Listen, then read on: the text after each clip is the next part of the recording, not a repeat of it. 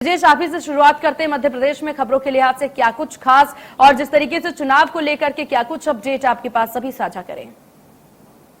देखिए, नगरीय और ग्राम पंचायत के चुनाव भले ही खत्म हो गए हों मध्य प्रदेश में, लेकिन सुर्खियां अभी भी बनी हुई हैं। सुर्खियां आज इस बात को लेकर हैं कि जनपद अध्यक्ष और उपाध्यक्ष के लिए आज चुनाव होने हैं।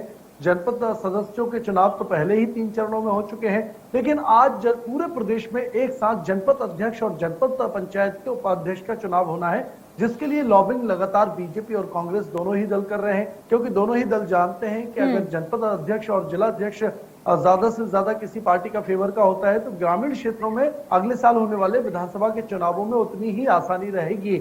और इसीलिए हमने देखा कि देखिए, पूर्व मंत्री इमरती देवी ने 16 के 16 जनपद अध्यक्षों को मुरैना के वो दिल्ली में ले गई हैं। ज्योतिरादित्य सिंधिया के आगे परेड उन्होंने कराई थी और इसी तरह तमाम मंत्री विधायक अपने अपने क्षेत्र में लॉबिंग इसके लिए कर रहे हैं कि अपने अपनी पसंद का अध्यक्ष वो अपने अपने दल का समर्थित अध्यक्ष बना सकें। दूसरा बड़ा अपडेट यह है कि नगरीय निकाय चुनावों में जीते हुए प्रत्याशी यानी कि जो पार्षद हैं और जो महापौर हैं, उनसे मुख्यमंत्री आज 11 बजे संवाद करने वाले हैं। भोपाल से पूरा कार्यक्रम आयोजित होगा, वर्चुअली भी होगा, प्रत्यक्ष भी होगा।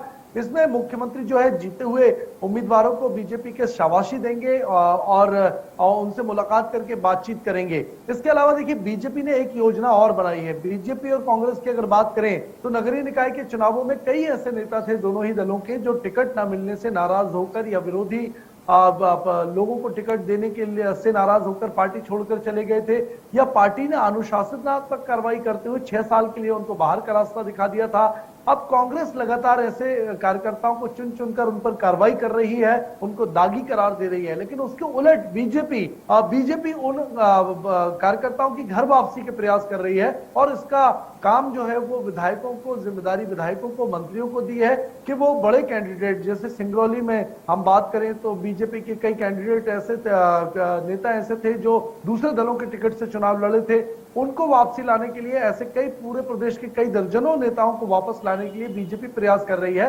और बीजेपी अच्छी तरह जानती है कि अगले विधानसभा चुनावों में उनसे काम पड़ेगा, वो पार लगाएंगे बीजेपी के नैया स्थानीय स्तर पर, और इसीलिए बीजेपी को जरूरी है कि वो उन नेताओं को वापस लाए, और यही प्रयास वो कर रही है। जबकि कांग्रेस बाहर का रास्ता लगातार दिखा रही है। 150 से ज्यादा ऐसे नेताओं को नोटिस जारी किए गए हैं।